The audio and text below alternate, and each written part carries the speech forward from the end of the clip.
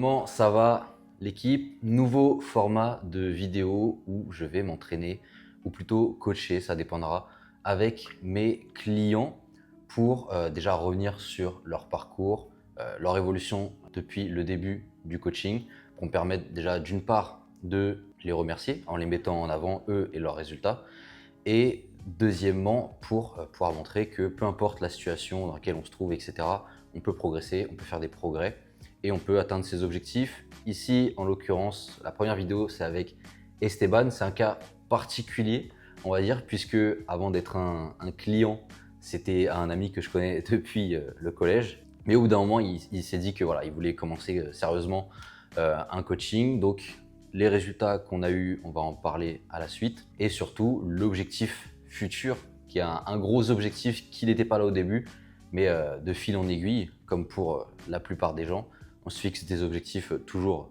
de plus en plus haut, petit à petit. Et là, c'est le cas. Et je suis très content de l'emmener, d'être avec lui plutôt pour cet objectif. Je vais pas dévoiler ça tout de suite. Bon, je te laisse te présenter d'abord.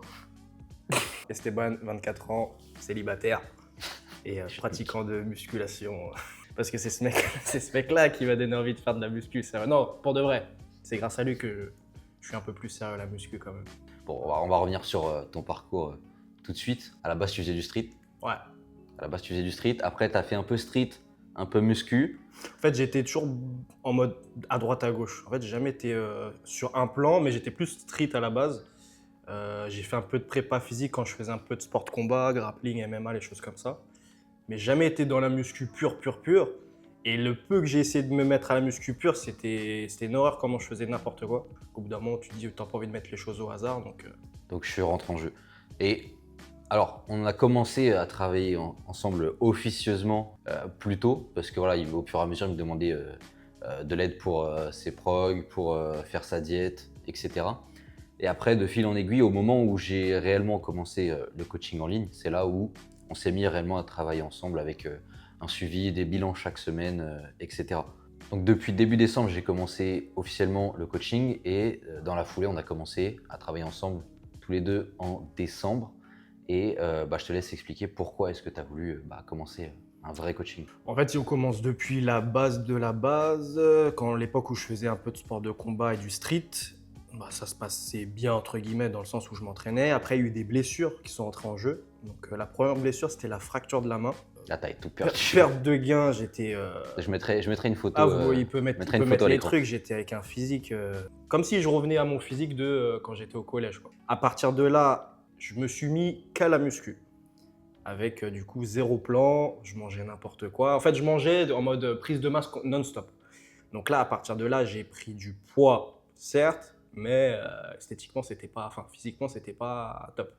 Et ensuite, je me suis refait une autre blessure, donc opération du genou. Et là, ça m'a remis un stop. Je me suis remis à la muscu parce qu'une fois de plus, le physique, il a commencé à régresser. Et je suis reparti dans les mêmes habitudes, manger à peu près n'importe quoi, les restos, les fast-food. Ce qui fait que certes, j'ai pris du poids parce qu'en fait, j'étais reparti d'une base, j'étais en dessous de 70 kg. Je suis monté jusqu'à des 77, 78 quasiment, Ouais, presque. facile, ouais. Mais esthétiquement, les abdos ils étaient quasi pas là. En gros, il n'y avait rien, il n'y avait pas de muscle tracé, j'étais juste un peu costaud, quoi. On va dire que tu étais le go muscu typique Ouais, le cliché. qui mange bien. Voilà, le cliché. Et qui pense être balèze de voilà. fou. Et visuellement, moi, avec ce recul-là, je pensais que j'étais balèze. Je me regardais dans la glace, je disais, ouais, putain, je suis costaud, etc. Sauf que aujourd'hui, au jour d'aujourd'hui, quand je vois le physique que j'ai actuellement, je dis, mais rien à voir. Et du coup, c'est à partir de là que je me suis dit, j'ai pas envie de laisser les choses au hasard. C'est-à-dire dans le sens où, et c'est lui qui arrêtait pas de me le rabâcher, il dit, en fait, il faut rien laisser au hasard. En gros, si tu mets vraiment un plan fixe, et t'es obligé, en fait, c'est comme si finalement, c'est des maths, en fait, tu vois.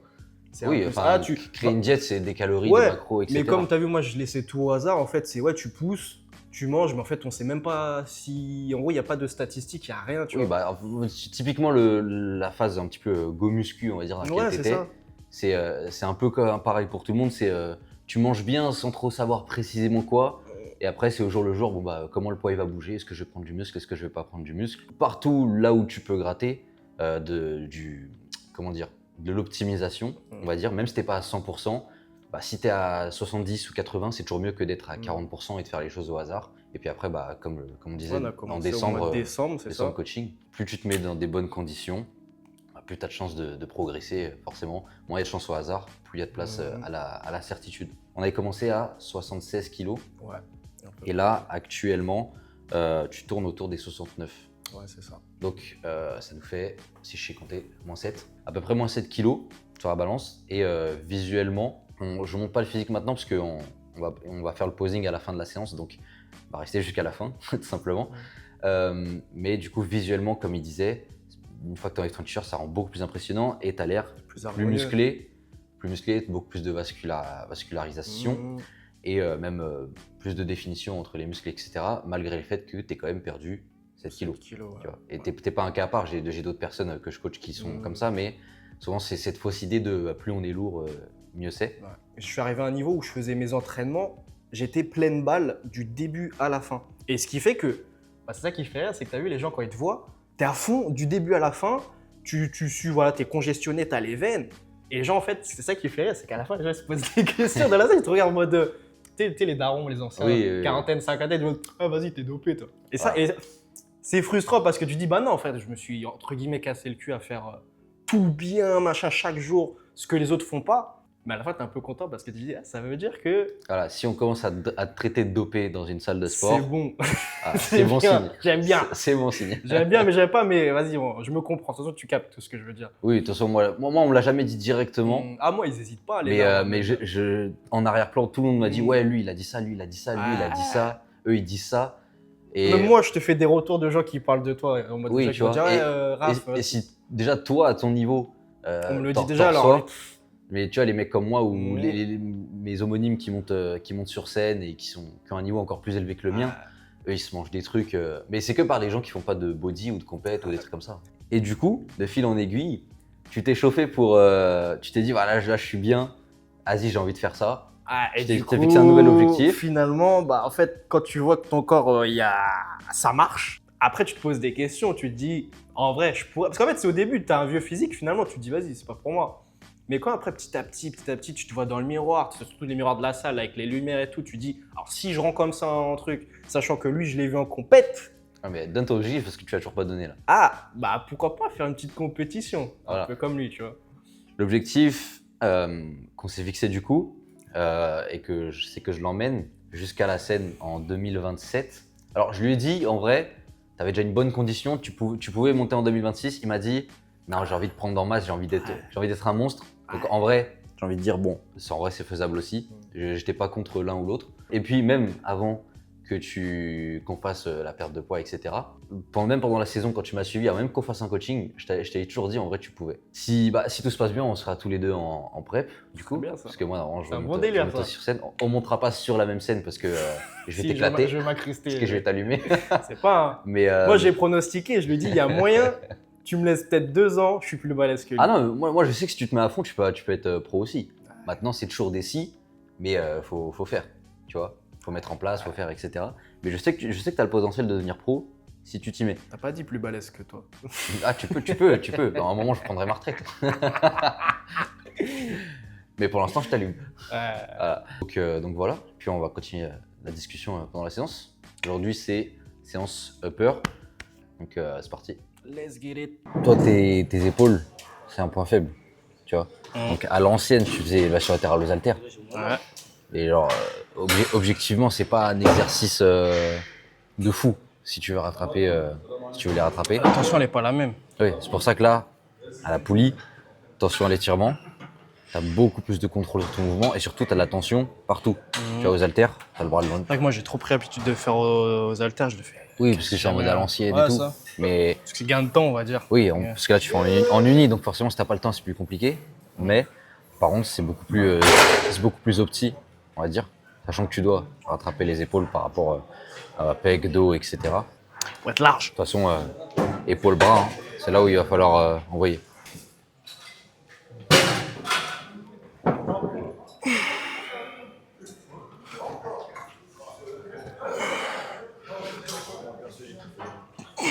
Fais attention.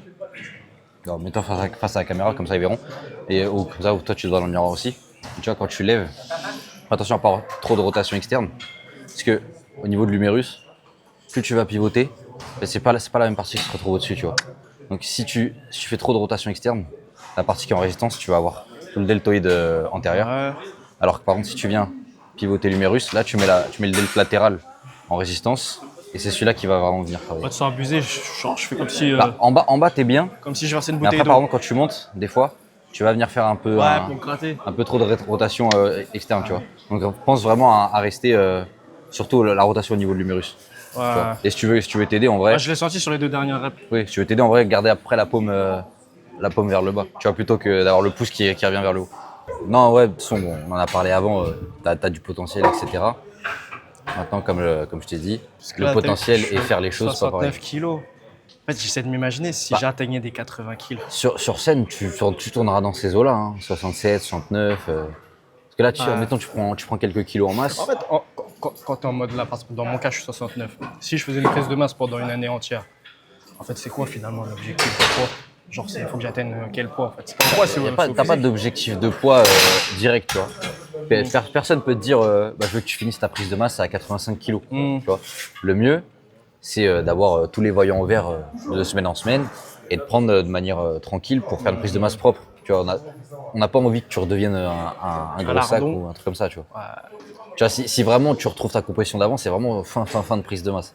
T'as pas envie que ça revienne rapidement. C'est pour ça que je suis hypé par faire une prise de masse dans le sens où je vais manger, Ouais. je vais prendre du poids, du coup je suis content. Mais en même temps, il y a les petites peurs, les petites craintes de dire j'ai pas envie de retourner comme le physique d'avant, tu vois. Si tu fais une prise de masse propre, Ouais, ça. forcément il y aura une petite part de fat, mais c'est une part de fat contrôlée et Ouais. c'est volontaire et c'est nécessaire dans tous les cas. En fait, c'est comme si je suis pressé de faire la fin de la prise de masse pour refaire la Ouais. flèche, tu vois. Mais tu vas arriver à la fin de la prise de masse. Ensuite, par contre, tu vas être en déficit, mais tu vas pousser beaucoup plus loin que ce que tu as fait là. Et sur scène, tu vas te retrouver entre 65 et 70, en quasi certain, tu vois.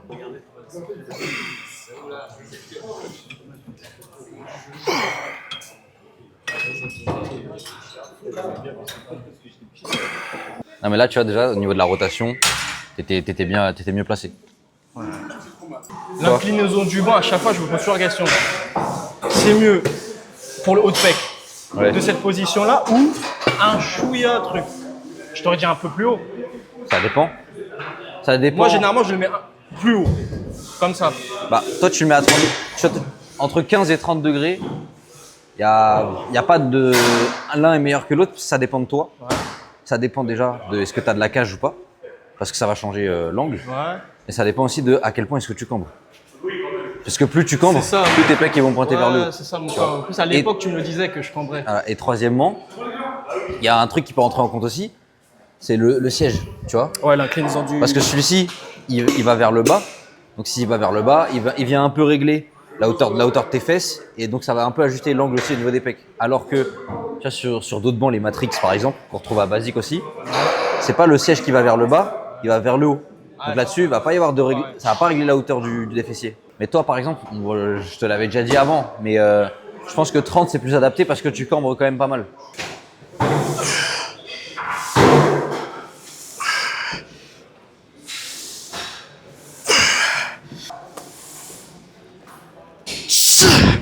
Bon, là j'ai plusieurs choses à dire. La première, en fait tout va un peu ensemble. La respiration, ok. Et quand ça devient difficile, surtout là à la fin, on l'a vu, tu fais et après tu descends. Sauf que déjà tu es en apnée toute la descente et également, du coup tu peux pas faire ce blocage qui te permet de relancer le poids sur ta concentrique, tu vois. Alors que si tu prends ton inspiration sur la descente, et là que tu as ce blocage au niveau du ventre, ton bracing, là tu peux générer la force. Déjà tu as ça. Et deuxièmement, tu as le cul qui est parti jusqu'au 7e ciel. Un ajustement que tu peux faire, c'est la position de tes pieds. Comment tu vas avoir un leg drive si tes pieds sont vers l'extérieur et qui sont derrière tes genoux, tu vois, c'est pas grave pour avoir le leg drive dans le dossier. Donc mets tes pieds un peu plus devant, ramener un peu plus vers l'avant, même pas forcément être très serré, mais juste les ramener un petit peu plus plutôt qu'ils pointent complètement vers l'extérieur. Et là, tu vas pouvoir mieux faire ton leg drive et enfoncer ton haut du dos. Même les abdos, ils sont plus engagés finalement. Tu vois. Oui, et déjà, en plus, ça t'oblige à moins cambrer.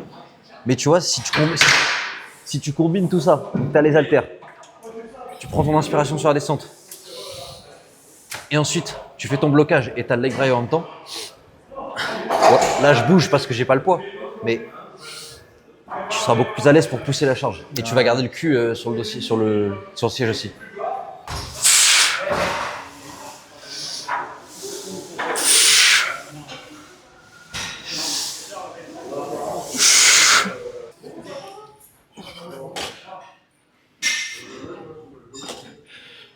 Là, j'ai fait encore. Non, mais oui, ce que j'allais dire. T'as encore ce petit coup de menton là. T'as même pas besoin de remonter au pec ou de remonter au menton. On s'en fout de la hauteur que t'as. Toi, ce qui t'intéresse, et dorsaux. En vrai, là, t'étais bien par rapport à ce que tu faisais au tout début. Avant, t'étais mieux. Maintenant, si je serais toi, je prendrais un petit peu plus large. Quand t'étais ici, tu avais un peu trop de flexion de coude, tu vois. Ouais. Un peu trop de flexion de coude. Et puis, ça t'oblige, tu vois, alors que si tu prends un petit peu plus Je vais large, descendre le poids pour refaire le mouvement. alors que tu prends un petit peu plus large, déjà ton avant-bras, tu auras moins de flexion de coude, tu seras mieux placé, mais tu peux aller chercher ici, et là tu es raccourci techniquement. C'est comme le tirage vertical, tu es raccourci au maximum, Ouais. mais tu n'as pas besoin d'aller chercher le menton ou chercher les pecs ou quoi que ce soit. Ici, tu es raccourci au max, parce que après, plus tu vas chercher haut pour mettre l'un ou l'autre, en fait, tu vas tirer, tes coudes dos, ils vont pointer vers l'extérieur, et tu vas juste aller serrer les omoplates pour terminer le mouvement, tu vois. Ta prochaine vidéo, t'as déjà une idée de ce que tu dois faire? La prochaine vidéo, c'est pas rien. C'est avec un humain ou c'est tout seul? Non, c'est avec un humain. Je crois que tu m'avais teasé, je vais rien dire. Mais je sais. Et ça va être pas mal ça. Ouais. C'est quelqu'un que tout le monde connaît. Ouais, là j'avoue, c'est fort.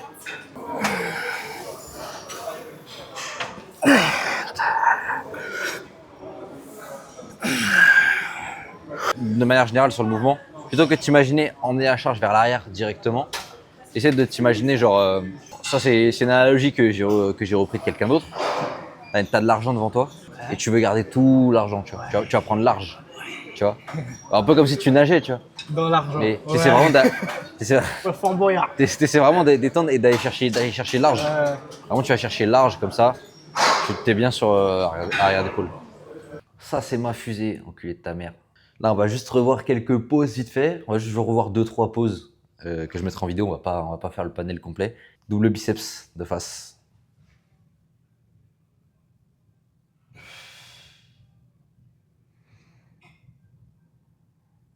Une chose, sur le bas du corps, juste écarte un peu plus les jambes. Ok. Et pour activer les quads, ce que tu veux faire, t'imagines que tu as une feuille A4 entre les deux pieds et tu veux la déchirer en deux. Tu repousses sur les côtés. Ok. Donc tu mets le poids sur l'extérieur du pied en fait. Tu mets le poids sur l'extérieur du pied. Ouais, sur l'extérieur du pied. Et tu cherches à séparer le sol en deux. Tu vois. Et direct, tu vas activer les quads. Essaye là juste sans le haut du corps. Voilà. Et après, essaie de ne pas trop serrer le bassin. Essaie d'avoir le bassin une légère antéversion pour montrer du détail ici. Pointe un peu plus les pieds vers l'extérieur. Voilà. Les fesses, tu les serres surtout pas.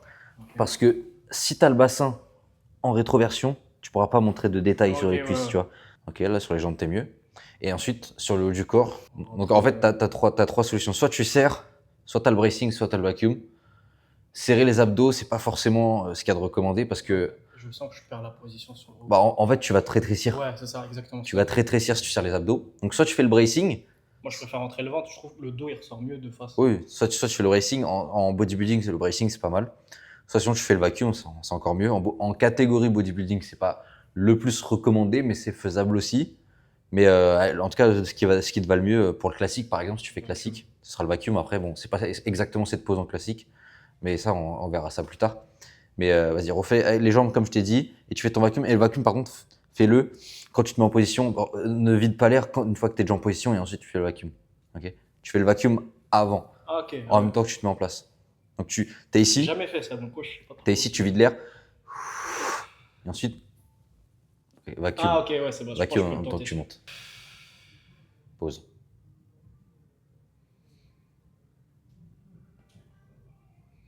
Ouais. Une chose aussi, là tu vois, j'ai touché ton bras, j'ai senti direct, tu contractes trop fort. Ok.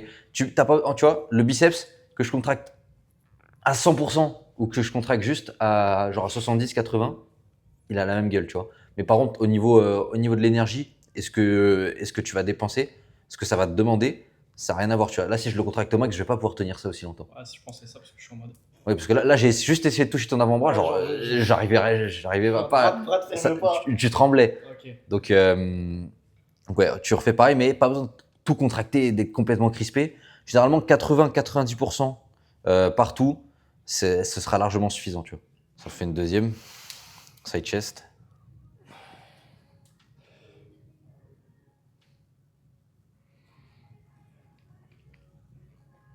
Évidemment, je te l'avais déjà corrigé auparavant. Mais là, elle rend plutôt bien comme ça. Parce qu'avant, tu avais le cul qui partait pas mal en arrière. Ah, je faisais ça. Ouais, là, tu faisais exactement ça. Là, maintenant, voilà, je ramène un peu plus le bassin en position neutre et surtout, je cherche à te grandir, même si tu as un peu de flexion au niveau des trucs. Juste, ce pied-là, mets-le bien sur la pointe. Ok, quitte à ce que tu sois même pas en appui. C'est juste avoir le pied vraiment en pointe sur le sol. Là, voilà, là c'est bien, tu montes bien l'ischio. Ce genou-là, tu le pousses vers l'arrière, le bassin dans la bonne position. Et ici, ouais, tu viens bien serrer dans le pec ici. Après, ici, il y a un trou, c'est pas grave. Ok, vaut mieux ça, mais que la pose soit bien faite. Et surtout, là, tu viens chercher sous la dernière côte. Alors qu'avant, tu vois, tu te crispais un peu. Je me mettais comme ça. Ouais, pareil, tu te rétrécissais en fait. Là, le but, c'est que tu prennes le plus d'espace possible visuellement, tu vois. Donc, on va s'en faire une dernière de dos, lat spread. Ok. Donc, quand je vous disais qu'il avait pas un point faible dos. Au niveau des jambes, ok, il te faut un pied sur la pointe. Ensuite, tu vas fléchir légèrement les genoux. Ok, tu vas pousser les genoux vers l'extérieur. L'extérieur. Ah, comme ça. Et voilà, vers l'extérieur. Et ensuite, tu vas faire une rétroversion du bassin. Ok. Après, le degré de rétroversion, ce sera à voir en fonction de comment ça rend. Tu fais une rétroversion du bassin et ensuite, comme si tu tassais. Ouais, je m'assieds, en fait, je veux faire en direction du. Pas de pencher en arrière. Ok. Juste le bassin. Pas le haut du corps. Non. Juste le bassin qui s'enroule. Ok. Comme si tu mettais un coup de bite. Ok. Ça, je connais. Ça, Ouais, comme si tu mettais un coup de bite. Donc juste le bassin qui s'enroule vers l'avant, pas le haut du corps. Et ensuite, quand je t'ai demandé d'avoir un peu de flexion de genou, un petit peu de flexion de genou, avec ce bassin-là, tu fais genre tu t'assois sur un peu l'impression de s'asseoir sur tes fesses. Oui, bah oui, tu contractes justement. Si tu as le bassin vers l'avant, tu contractes. Et comme si tu as l'impression de venir t'asseoir un petit peu pour avoir la flexion de genou. Donc pas du haut du corps pour l'instant. Serre les fesses, enroule le bassin vers l'avant. Ok. Tu as la flexion, tu pousses les genoux vers l'arrière. Et ensuite, tu fais un espèce de leg curl dans le sol pour activer les ischios. Ok. Comme si tu voulais faire le taureau et frotter le sol. Ah, ok. Vas-y. Ok. Sur le du corps, je suis là. Le bas du corps, je veux dire. Là tu as réussi à activer un petit peu. Là. Après, ça, pareil, ça sera travaillé au fur et à mesure. Au début, l'activation, c'est relou. Là, déjà, c'est un petit peu mieux. Maintenant, rajoute le haut du corps. Ok. Haut du corps, plutôt que de chercher à te grandir en te courbant, mais là, cherche à emmener la poitrine vers le haut. Tu vois. Là, tu te rends beaucoup plus imposant, tu te rends beaucoup plus grand. Pousse un peu les coudes. Ouais. Poitrine vers le haut. Bon, déjà, vous avez vu que le posing, ça se travaille. Il y a une courbe d'apprentissage. Mais que voilà, il y a des petits ajustements à voir par-ci par-là. Je sais pas de quoi. Non, voilà, il y a une courbe d'apprentissage, mais bon, après, au fur et à mesure, tu vas le travailler, comme j'ai dit, ça va rentrer. Tu vas faire le cardio. Ouais, en fait, tous les matins devant la salle de bain, il faut faire, sinon. Non, même pas tous les matins. Tu vois, le vacuum, c'est intéressant de le faire le matin, à jeun, parce que tu n'as rien dans le ventre, donc c'est plus simple à rentrer. Maintenant, le posing, c'est intéressant de le faire le matin à jeun, mais ce sera encore plus intéressant de le faire après une séance quand tu es fatigué, tu vois. Parce que sur scène, tu seras fatigué. Donc c'est là que tu vas travailler le posing, le placement, etc. Et après, c'est juste répéter. Tu vois, l'activation des ischios, tu y arrivais à certains moments, mais tu vois que ça ne tenait pas encore. Parce qu'il faut que tu arrives à avoir la connexion, etc. Et... En fait, c'est comme si genre, tu montais des petits cubes. C'est en mode, tu fais une pyramide. Oui, c'est par palier, petit à petit. Les hanches, les machins, ça monte. Généralement, de toute façon, le posing, tu pars toujours de la base, tu pars toujours du bas, et ensuite tu montes petit à petit, puisque au niveau des jambes, pardon, au niveau la position des jambes, ça change très peu, tu vois. Sur le dos, tu es comme ça, toutes tes poses de dos, ce sera comme ça. De côté, triceps, biceps, ce sera la même chose avec les deux cuisses collées. De face, ce sera pareil, soit pied symétrique, soit légèrement un pied devant. Et ensuite, en fonction de ces placements-là, tu vois, il y a 3-4 placements à maîtriser. Et ensuite, tu fais toutes tes pauses obligatoires. Donc, c'est pour ça que tu pars toujours de la base. Et puis, de toute façon, tu pars sur la base aussi. Parce que si tu n'as pas d'équilibre, tu vas pas être à l'aise là-haut. Donc, merci d'avoir regardé la vidéo. Ce ne sera pas la dernière de ce type-là, puisque j'en ai pas mal de prévus avec d'autres futurs athlètes que je vais avoir sur l'année 2027 notamment. Et puis ensuite, les années futures, je l'espère. Donc, si c'est un format qui vous plaît, faites-le moi savoir, que ce soit avec des likes, avec des commentaires, ou alors apprends les poses normales d'abord. Je vais faire le like des signes. Et ensuite, je t'apprendrai à faire ça. Mais ouais, voilà, si vous voulez, si c'est un format qui vous plaît, pardon, like, commentaire ou me le dire sur Instagram potentiellement. Ça fait toujours plaisir. Vous avez nos 2 Insta dans la description. De toute façon, merci d'avoir regardé. Prenez ce coach. C'est lui le futur.